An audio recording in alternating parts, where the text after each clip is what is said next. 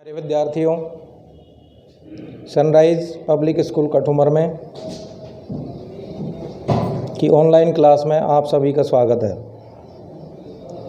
Journal science topic जिसमें परमाणु क्रमांक का अध्ययन कराया गया था आपको पिछली कक्षा में। परमाणु क्रमांक 1 से लेकर के 10 तक आपको लिखा दिए गए हैं। परमाणु क्रमांक की परिभाषा क्या है? परमाणु क्रमांक की परिभाषा भी आपको बताई गई है। किसी परमाणु के नाभिक में उपस्थित प्रोटॉनों की संख्या परमाणु क्रमांक कहलाती है। मतलब यह है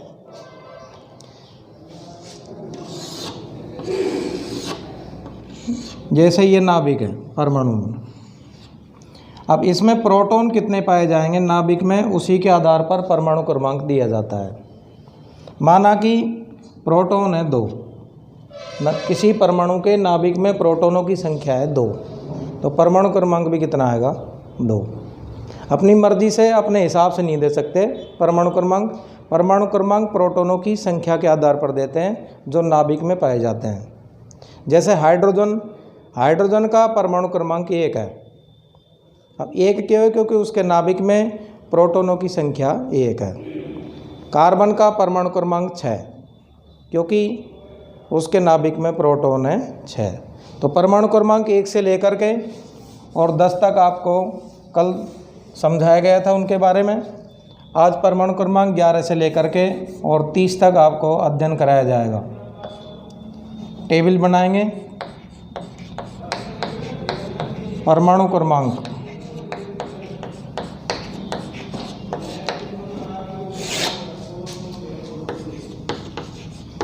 तत्व का नाम, दूसरा कॉलम तत्व का नाम,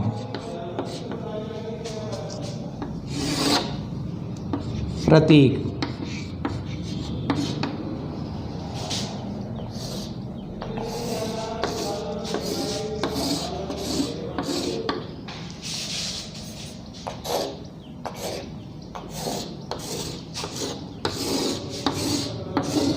ये जो सारणी है ये कल भी बताई थी आपको।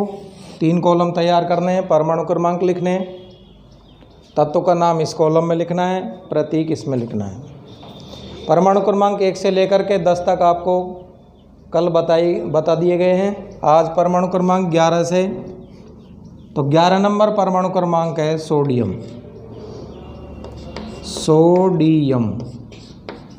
परमाणु क्रमांक 11 के सोडियम का है। स्पेलिंग यदि देखें तो स्पेलिंग होती है SODIUM।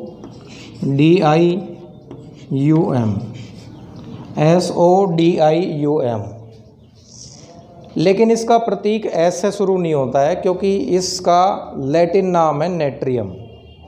वो आपको पहले ही बताए जा चुके हैं। इसलिए प्रतीक जो है इसका S से चालू नहीं होएगा, इसका प्रतीक आएगा Na।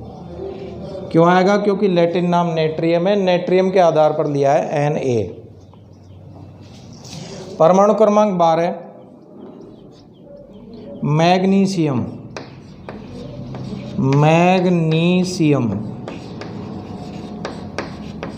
12 नंबर परमाणु क्रमांक मैग्नीशियम का है। स्पेलिंग यदि हम देखें तो स्पेलिंग आएगी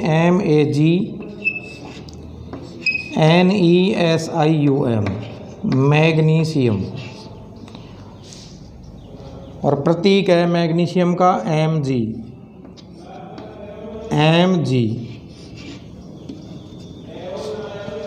परमाणु क्रमांक 13 एल्यूमिनियम।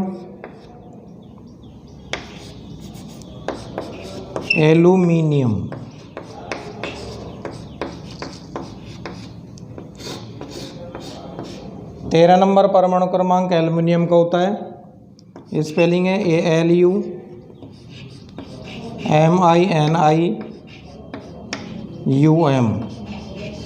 और एल्युमिनियम का प्रतीक होता है Al। परमाणु क्रमांक 14 सिलिकॉन।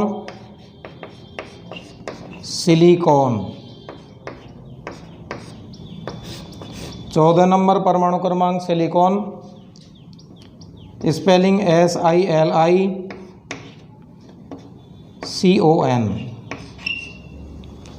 और सिलिकॉन का प्रतीक होता है SI।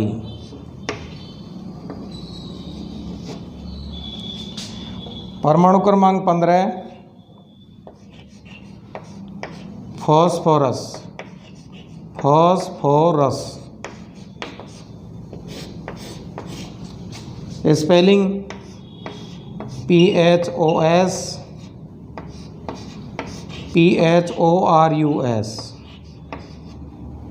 और प्रतीक होता है P। ये परमाणु क्रमांक 11 से लेकर के और 15 तक हैं।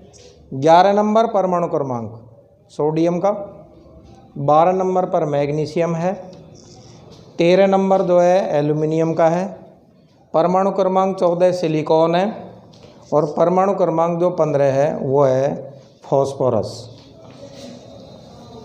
इनको क्या है याद करने का तरीका, ये कैसे भी पूछा जा सकता है। ऐसे पूछ सकते हैं परमाणु क्रमांक 11 किसका होता है? सोडियम का। प्रतीक होता है Na। प्रतीक क्यों है? क्योंकि लैटिन नाम नेट्रियम। Na प्रतीक किसका है? सोडियम का। कितना परमाणु क्रमांक है? 11। तो हमें ये परमाणु क्रमांक याद करने हैं। 11 number sodium, 12 magnesium, 13 aluminium, 14 number silicon, 15 number phosphorus. बार बार याद करेंगे, लिख लिख के याद करना है रफ कॉपी में, तो धीरे धीरे याद हो जाएंगे आराम से। जिन बच्चों में जो है मेमोरी कम है, मतलब याददाश्त कम होती है, उन बच्चों के भी याद हो जाते हैं, लेकिन उनको थोड़ा ज़्यादा रिपीट करना पड़ेगा। 1 number hydrogen, helium 2 number, lithium 3 number, beryllium 4 number, boron 5। Hydrogen, helium, lithium, beryllium, boron 5 हो गए। 6 नंबर से कार्बन, फिर नाइट्रोजन, फिर ऑक्सीजन, फिर फ्लोरीन, फिर नियोन। 6 नंबर पे कार्बन, 7 नंबर नाइट्रोजन, 8 नंबर यदि बात करें oxygen, 9 number fluorine, 10 number neon. 11 sodium, 12 पे मैग्नीशियम, 13 नंबर जो है एल्युमिनियम का, 14 नंबर सिलिकॉन, 15 नंबर फॉस्फोरस। परमाणु क्रमांक 16 जो है वो होता है गंधक। परमाणु क्रमांक 16 पर गंधक होता है गंधक। अंग्रेजी में बोलते हैं सल्फर, SULPHUR। और सल्फर के का जो प्रतीक है वो होता है S। 17 number chlorine. क्लोरीन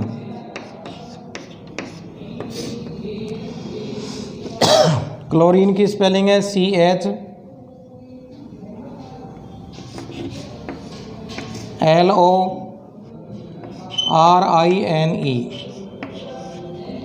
और क्लोरीन का जो प्रतीक होता है वो होता है Cl।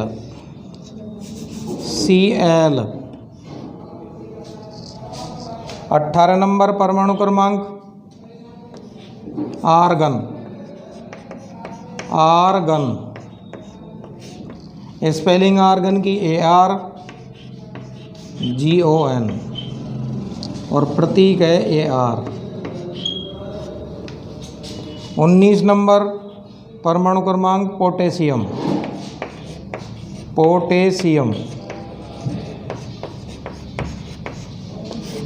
स्पेलिंग पोटेशियम की POTASSIUM।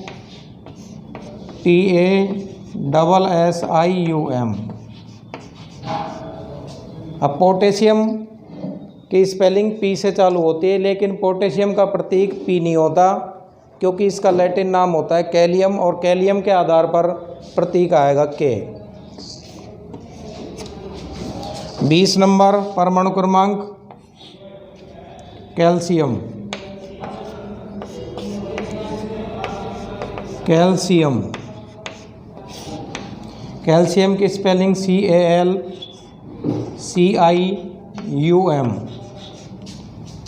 और प्रतीक है CA।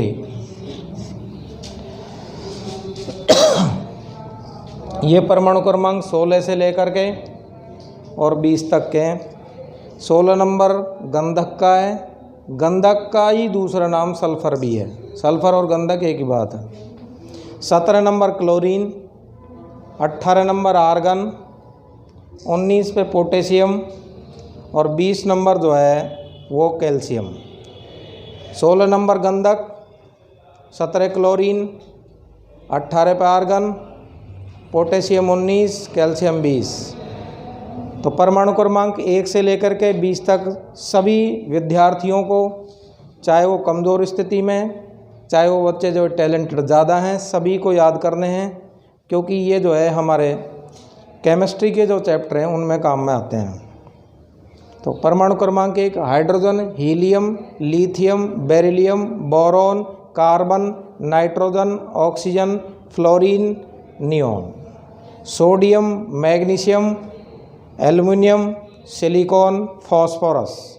गंधक, क्लोरीन, आर्गन, पोटेशियम, कैल्शियम। ये तो सभी विद्यार्थियों को कंपल्सरी रूप से जो है याद करने पड़ेंगे। अब परमाणु क्रमांक 21 से आपको 30 भी लिखाए जा रहे हैं। जिन बच्चों के याद होते हैं वो याद करेंगे, जिनको याद नहीं करने वो नहीं भी करें तो कोई दिक्कत नहीं है, लेकिन 20 परमाणु क्रमांक तक सभी को याद करना है। परमाणु क्रमांक 21 स्कैंडियम होता है। परमाणु क्रमांक 21 स्कैंडियम।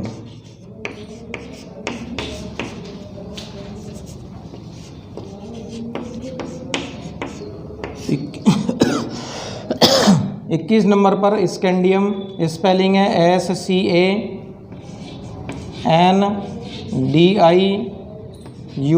स्कैंडियम। स्कैंडियम के आधार पर जो है प्रतीक है SC। परमाणु क्रमांक 22 टाइटेनियम, टाइटेनियम। टाइटेनियम की स्पेलिंग TITANIUM, टाइटेनियम। और प्रतीक आएगा TI।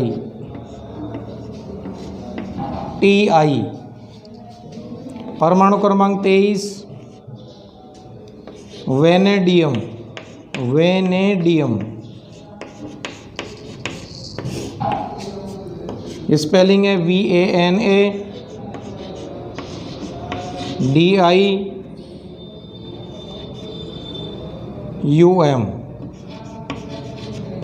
वेनेडियम। और प्रतीक होता है V। परमाणु क्रमांक 24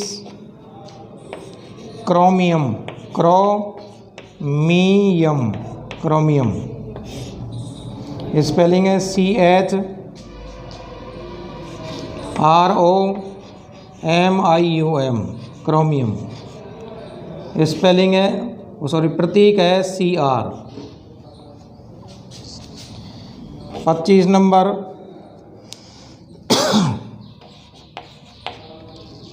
मैंगनीज, मैंगनीज। स्पेलिंग है MANGANESE।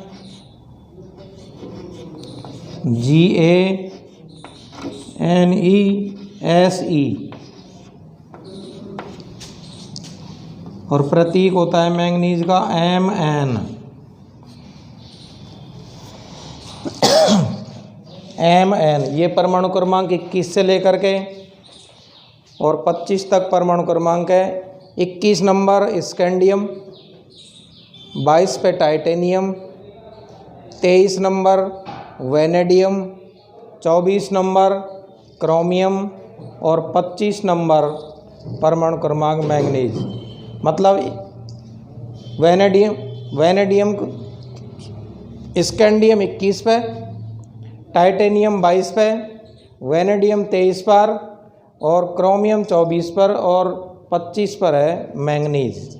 अब परमाणु क्रमांक 26 से और 30 तक परमाणु क्रमांक के बारे में अध्ययन करेंगे। 26 नंबर जो है परमाणु क्रमांक वो होता है लोहे का, लोहा। परमाणु क्रमांक 26 लोहा, अंग्रेजी में बोलते हैं आयरन, IRON। लेकिन प्रतीक इसका जो है आई से चालू नहीं होता है और प्रतीक होता है इसका FE। FE क्यों होता है? क्योंकि आपको बताया जा चुका है लोहे का लैटिन नाम होता है फेरम और फेरम के आधार पर प्रतीक लिखते हैं FE। 27 नंबर परमाणु क्रमांक कोबाल्ट,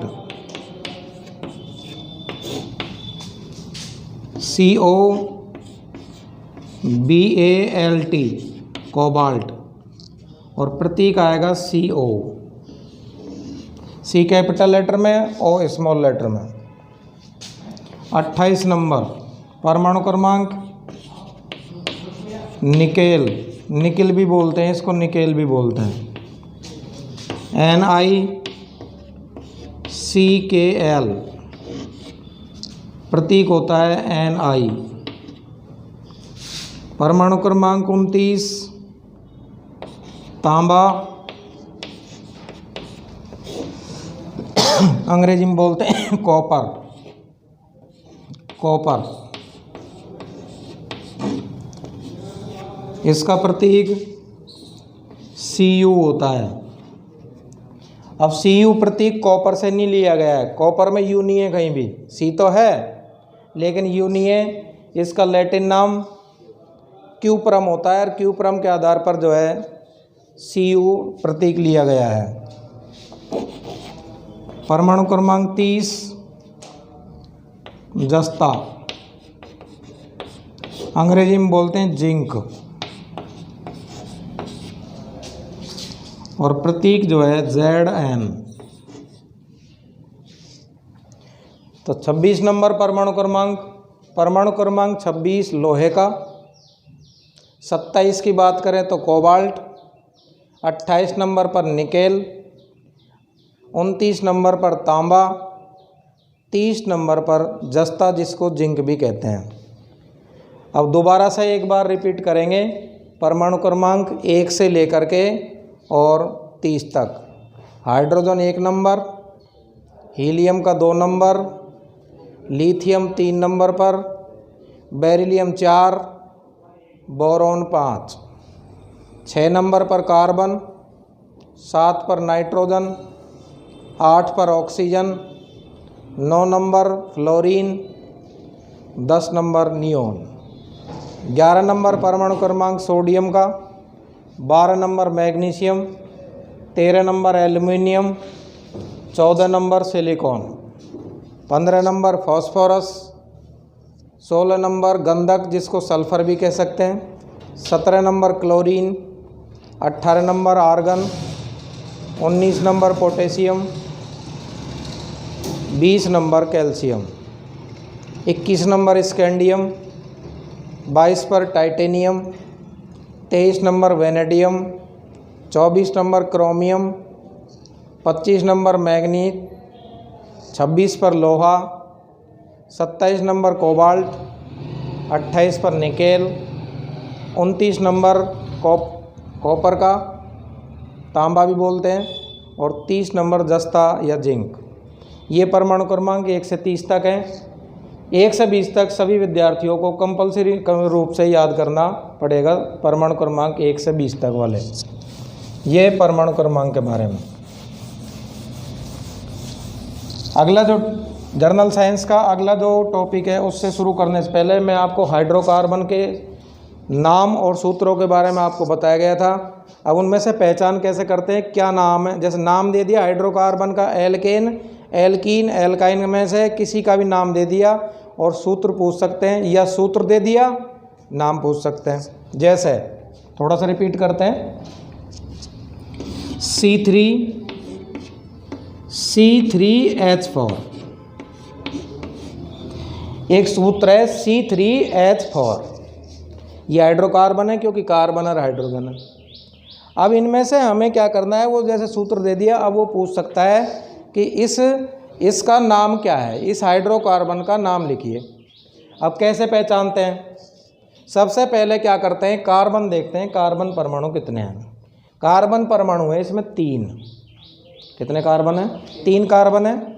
और 3 कार्बन है तो 3 कार्बन का पूर्व लग्न होता है प्रोप। 3 कार्बन भाई, 1 नंबर कार्बन को मैथ, 2 नंबर को दो नंबर को एथ, 3 नंबर को प्रोप, 4 नंबर जो है कार्बन रहता है उसको ब्यूट कहते हैं, 5 कार्बन है तो पेंट, 6 कार्बन है तो हेक्स, 7 कार्बन है तो हेप्ट, 8 कार्बन है तो ऑक्ट, 9 कार्बन नॉन और 10 कार्बन डेक। हमें कार्बन मिल गए 3 कार्बन का मतलब है ये हमने लिख दिया प्रोप, ये तो हो गया फ्री प्लस। अब इसमें हाइड्रोजन चेक करेंगे, देखो 3 दूनी 6 भाई, या ऐसे हाइड्रोकार्बन ऐसे या तो 3 दूनी 6 या 2 बढ़ गए या 2 घट गए, यही तो आएंगे भाई। एल्केन में तो डबल करके 2 जोड़ते हैं। एल्केन यदि है ना, एल्केन का सदस्य है तो पहले डबल करेंगे जितने कार्बन है उसका और 2 जोड़ेंगे। एल्कीन में डबल करते हैं, एल्काइन में डबल करके वापस 2 घटाते हैं। एल्केन, एल्कीन, एल्काइन, CnH2n+2, मतलब जैसे ये n है तो इसका डबल कर दिया और 2 और जोड़ दिया, CnH2n मतलब डबल बस, CnH2n-2। अब हमें क्या है, जैसे C3 कार्बन 3 है, यहाँ हाइड्रोजन है हमारे पास में 4। अब 4 है तो 3 दूनी 6, 3 दूनी और 6 में से 2 घटाते हैं जब कितने आते हैं 4। इसका मतलब ये सदस्य एल्काइन श्रेणी का है। एल्काइन श्रेणी का सदस्य है तो उसमें आयन लगाएंगे, इसका मतलब प्रोप प्लस आयन और नाम हो जाएगा, एक साथ बोलेंगे जब उच्चारण आएगा, प्रोपाइन। दूसरा देखो, एक C5H12, C5H12 पे सबसे पहले नाम लिखते समय, सूत्र यदि दे रखा है तो नाम लिखते समय पहले कार्बन पर चलते हैं। कार्बन है 5 कार्बन को पेंट, 5 कार्बन को क्या कहते हैं, पेंट प्लस। अब हमें ये देखना है हाइड्रोजन कितने हैं, 5 दूनी और 2 और जोड़ रखा है जब 12 है, इसका मतलब ये श्रेणी है एल्केन। एल्केन श्रेणी है, इसमें एन लगेगा, एन लगेगा तो एन लगाओ, इसके एन लगाएंगे जब होगा पेंटेन, तो इस सूत्र का नाम आएगा पेंटेन। और देखो C9H18, C9H18 9 कार्बन है, 9 कार्बन को पहचानेंगे, उसका पूर्व लग्न आएगा नॉन, ये तो हो गया कार्बन नॉन। 9 दूनी 18 डबल हो रहा है, जस्ट डबल हो रहा है तो एल्कीन है, ईन लगेगा, नाम आएगा नोनीन। ये तो आपको बताया सूत्र दिए जाएं, यदि सूत्र दिए जाएं तो नाम लिखें जैसे। और देखो C4 और ऐसे दे दिया भाई, पहली बात तो पूछते ही नहीं है ऐसा, लेकिन यदि कोई आपसे क्वेश्चन कर सकता है, ऐसा कोई व्यक्ति कर सकता है, कोई स्टूडेंट कर सकता है, कोई टीचर भी कर सकता है। C4H12 लिखा, आपसे ये पूछने लग जाए कि ये कौन सा हाइड्रोकार्बन है, एल्केन, एल्कीन, एल्काइन में से। ये हाइड्रोकार्बन नहीं है, ये हाइड्रोकार्बन ना एल्केन है, ना एल्कीन है, ना एल्काइन है। क्यों? 4 है हमारे पास कार्बन, 4 कार्बन है तो 4 दूनी 8, या तो हाइड्रोजन 8 रहेंगे या कितने रहेंगे 10, 2 बढ़ा गए, या कितने रहेंगे 6, 3 कंडीशन आएगी। यदि ये 10 होते ना जब तो ये 4 कार्बन का हो जाता ब्यूटेन, यदि 8 होते ना 8 ब्यूटीन, 6 होते तो ब्यूटाइन, लेकिन यहाँ तो कितने दे रखे हैं 12। ये सूत्र गलत है, ये कोई हाइड्रोकार्बन नहीं है। और देखो C8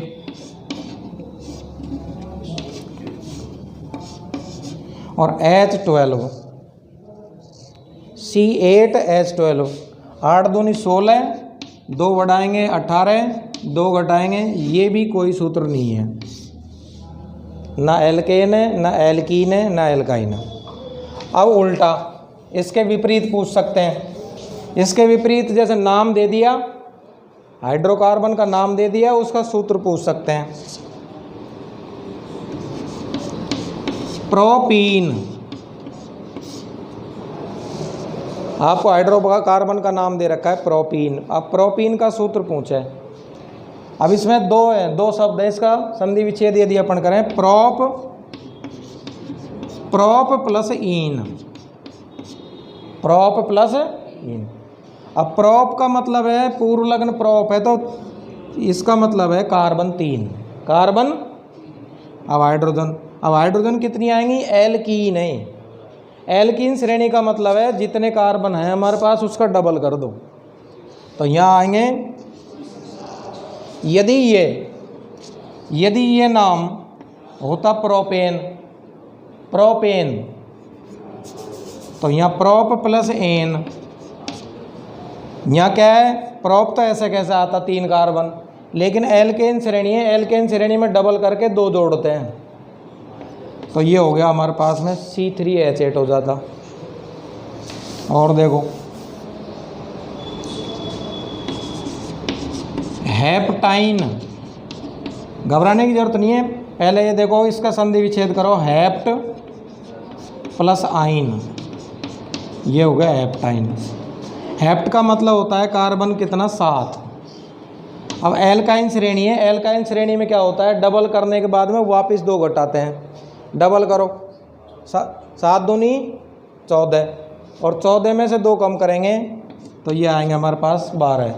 तो C7H12, C7 किसी भी हाइड्रोकार्बन के सूत्र की और नाम की रटने की कोई ज़रूरत नहीं है, तुरंत जो चीज़ देगा तुरंत याद हो जाएगा।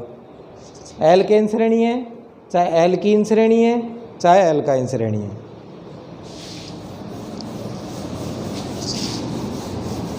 अब अगला जो टॉपिक है जर्नल साइंस में वो है संयोजकता। संयोजकता इंग्लिश में कहते हैं वैलेंसी, वैलेंसी।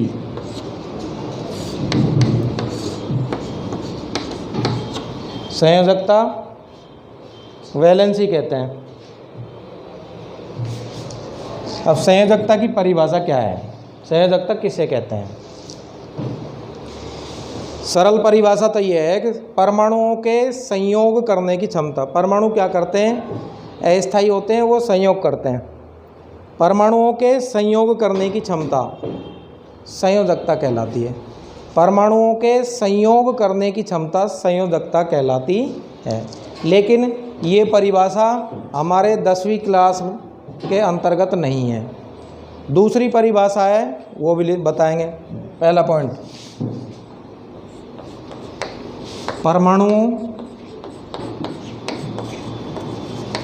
परमाणुओं के संयोग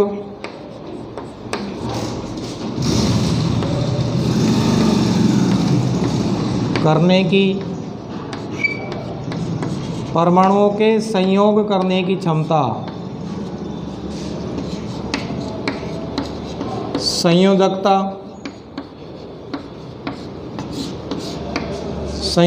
कहलाती है। संयोजकता कहलाती है। परमाणुओं के संयोग करने की क्षमता संयोजकता कहलाती है। ये परिभाषा भी यदि हम लिखते हैं संयोजकता की, ये जैसे पूछे संयोजकता किसे कहते हैं तो ये परिभाषा लिख सकते हैं।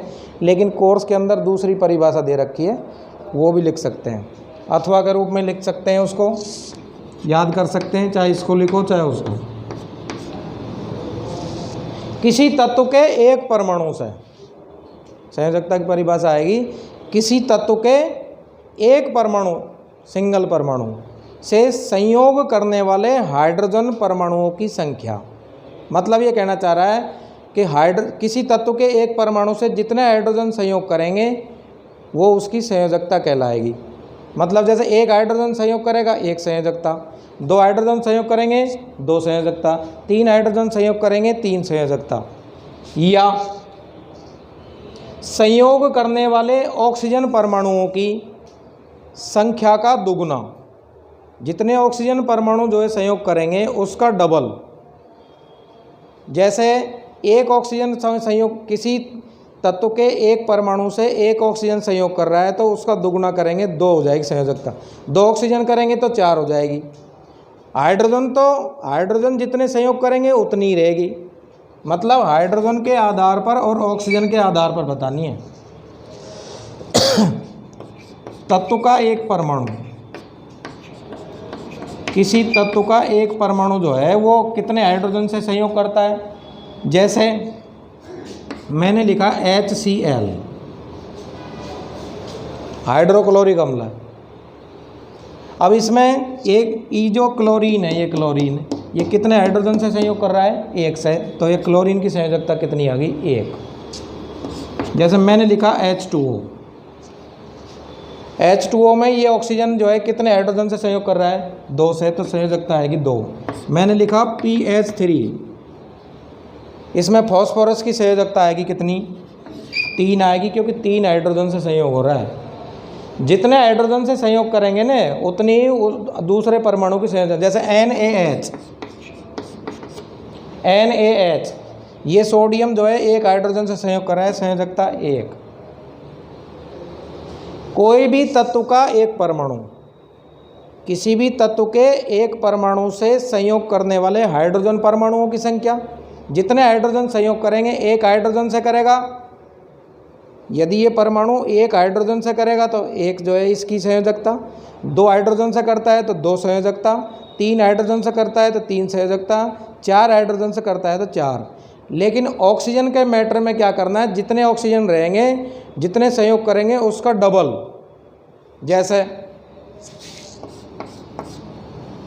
जैसे लिखा CaO, calcium oxide, calcium oxide, ये कैल्शियम है, ये कितने ऑक्सीजन से संयोग कर रहा है एक से।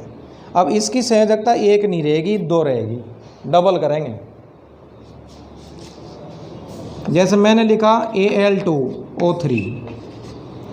अब इसमें क्या करना है, यहाँ एल्युमिनियम के दो परमाणु हैं। एल्युमिनियम के कितने परमाणु हैं, एल्युमिनियम के दो परमाणु कितने ऑक्सीजन से संयोग कर रहे हैं तीन से। एल्युमिनियम के दो परमाणु ऑक्सीजन के कितने से संयोग कर रहे हैं तीन से, तो एक कितने से करेगा, एक कितने से करेगा भाई, दो है ना, ये Al है और ये Al है, ये दोनों मिलकर के कितने ऑक्सीजन से कर रहे हैं तीन से कर रहे हैं, तो अकेला कितने से करेगा डेढ़ से करेगा। और डेढ़ को डबल करेंगे जब यह संयोजकता आएगी तीन।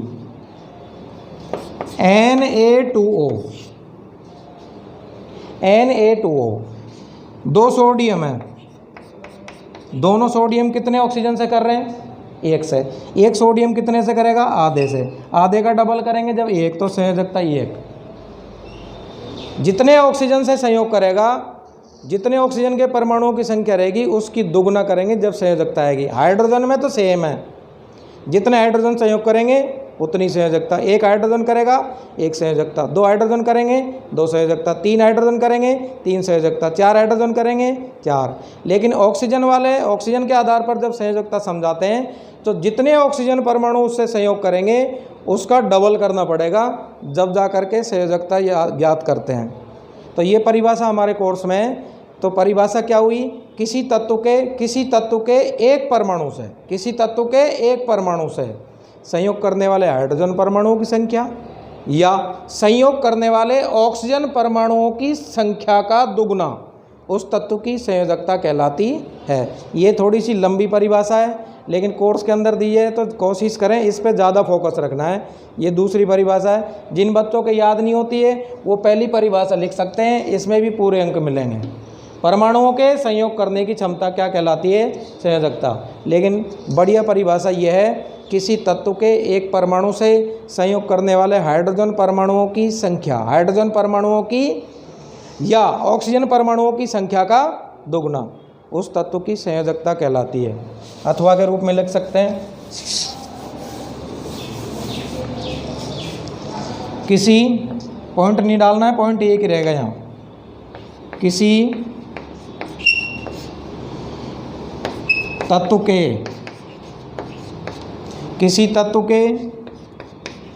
एक परमाणु, किसी तत्व के एक परमाणु से,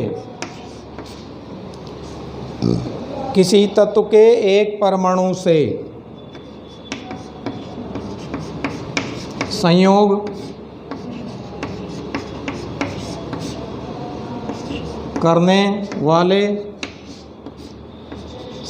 करने वाले हाइड्रोजन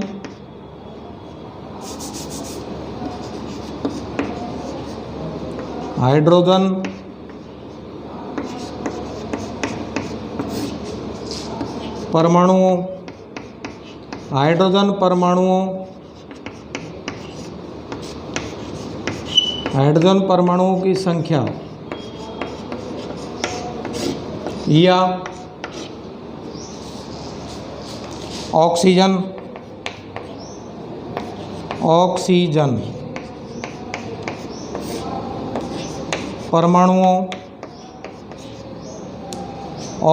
परमाणुओं की संख्या का दोगुना,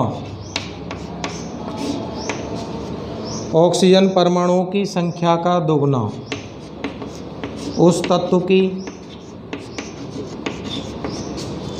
संयोजकता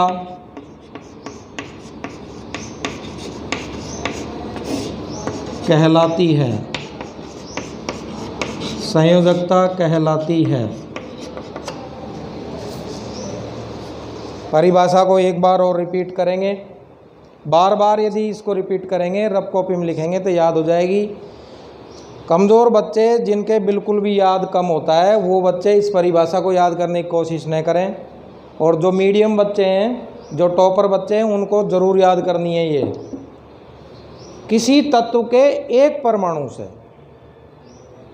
किसी तत्व के एक परमाणु से संयोग करने वाले हाइड्रोजन परमाणुओं की संख्या, जितने हाइड्रोजन संयोग करेंगे, जैसे 3 हाइड्रोजन कर रहे हैं तो इसकी संयोजकता 3, या संयोग करने वाले ऑक्सीजन परमाणुओं की संख्या का दुगुना।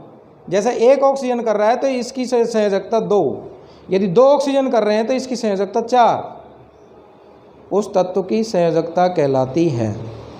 अब संयोजकता किसके आधार पर ज्ञात करते हैं? संयोजकता किसके आधार पर ज्ञात करते हैं? बाह्यतम कोश में, किसी परमाणु के बाह्यतम कोश में उपस्थित, जो बाहरी 9th क्लास में परमाणु के बारे में अध्ययन कराया है, बीचों बीच में नाभिक होता है, उसके ऊपर कक्षाएं पाई जाती हैं। पहली ऊर्जा की कक्षा, दूसरी, तीसरी, चौथी, ऐसे कक्षाएं हो सकती हैं। किसी भी परमाणु के बाह्यतम कोश में, किसी परमाणु के बाह्यतम कोश में उपस्थित इलेक्ट्रॉनों के आधार पर संयोजकता ज्ञात करते हैं कि बाह्यतम कोश में कितने इलेक्ट्रॉन हैं, बाह्यतम कोश में इलेक्ट्रॉन कितने हैं। जैसे बाह्यतम कोश में इलेक्ट्रॉन है 1, बाह्यतम कोश में इलेक्ट्रॉन है 1, तो संयोजकता भी 1। यदि बाह्यतम कोश में इलेक्ट्रॉन, जैसे बाह्यतम कोश में इलेक्ट्रॉन 1, बाह्यतम कोश में इलेक्ट्रॉन 2, 3, 4, बाह्यतम कोश में 1 इलेक्ट्रॉन है या 2 है या 3 है तो क्रमशः इतनी रहेगी। 1 इलेक्ट्रॉन वाले की 1 संयोजकता, बाह्यतम कोश में यदि 2 इलेक्ट्रॉन है तो 2 संयोजकता, 3 है तो 3 संयोजकता, 4 है तो 4 तक। तो ऐसे कैसे? यदि किसी तत्व के परमाणु के बाह्यतम कोश में इलेक्ट्रॉनों की संख्या 1 है तो एक इलेक्ट्रॉन बाह्यतम कोश में रहेगा, संयोजकता 1। 2 इलेक्ट्रॉन है 2, 3 इलेक्ट्रॉन है 3 संयोजकता, 4 इलेक्ट्रॉन है 4। लेकिन 5 से ऊपर जब जाएंगे, जब उल्टा हो जाएगा, 5 इलेक्ट्रॉन, 6 इलेक्ट्रॉन, 7 इलेक्ट्रॉन। अब 8 में से घटाना है इनको, क्योंकि बाह्यतम कोश में कोई भी परमाणु स्थायी होने के लिए अष्टक पूर्ण करता है। अष्टक का मतलब बाह्यतम कोश में इलेक्ट्रॉन 8। बाह्यतम कोश में इलेक्ट्रॉन कितने कोशिश करता है? 8 की। अब वो क्या करेगा, 5 इलेक्ट्रॉन है ना, 5 इलेक्ट्रॉन आपके पास पहले से मौजूद है, 3 और ले लेगा, 3। तो संयोजकता आएगी या कि 3। 5 वाले की आएगी 3, 6 वाले की आएगी 2 ले लेगा, और 7 वाले की क्या आएगी 1। यदि बाह्यतम कोश में इलेक्ट्रॉनों की संख्या 8 है तो ना इलेक्ट्रॉन लेगा ना इलेक्ट्रॉन देगा, और संयोजकता आएगी 0। अब कैसे सुनो, क्या है, दोबारा से समझेंगे इसको एक बार। यदि बाह्यतम कोश में 1 इलेक्ट्रॉन है, बाह्यतम कोश में इलेक्ट्रॉन 1 है, तो अब उसको 8 करने के लिए कितने चाहिए? 7। 7 इलेक्ट्रॉन मिल नहीं सकते, तो वो 1 इलेक्ट्रॉन क्या करेगा? त्याग देगा। जैसे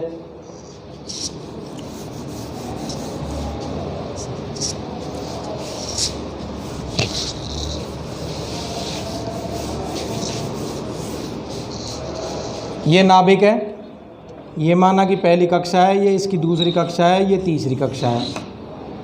माना कि ये कोई परमाणु है और इसमें बाह्यतम कोश में इलेक्ट्रॉन है 1, तो अंदर वाले में तो हम 8 रहेंगे। अब इसको क्या है, ये 1 इलेक्ट्रॉन है, अब इसको कितने और चाहिए? 7। इसको मिल नहीं सकते, तो ये क्या करेगा? 1 इलेक्ट्रॉन त्याग देगा जब ये कक्षा इसकी समाप्त हो जाएगी, और बाह्यतम कोश ये हो जाएगा जब 8 हो जाएंगे इसमें। यदि 2 इलेक्ट्रॉन होते हैं जब भी त्यागता, क्योंकि 6 नहीं मिलेंगे इसको। यदि 2 इलेक्ट्रॉन मौजूद है तो तब भी उसको दिक्कत आएगी। तो आज के लेक्चर में इतना ही अध्ययन कराया जा रहा है, और सभी विद्यार्थियों से पुनः फिर निवेदन है, जो online classes sunrise school Kathumar की चल रही हैं उनका गहन अध्ययन करें अच्छी तरह से। यदि कोई चीज़ समझ में नहीं आती है तो आप जो है कभी भी कॉल करके, जो सनराइज स्कूल का जो मोबाइल नंबर है उस पर कॉन्टैक्ट नंबर पर कॉल कर सकते हैं, और कभी भी किसी भी टीचर से आप जो है अपनी समस्या सॉल्व करवा सकते हैं। और आज का लेक्चर यहीं समाप्त करते हैं।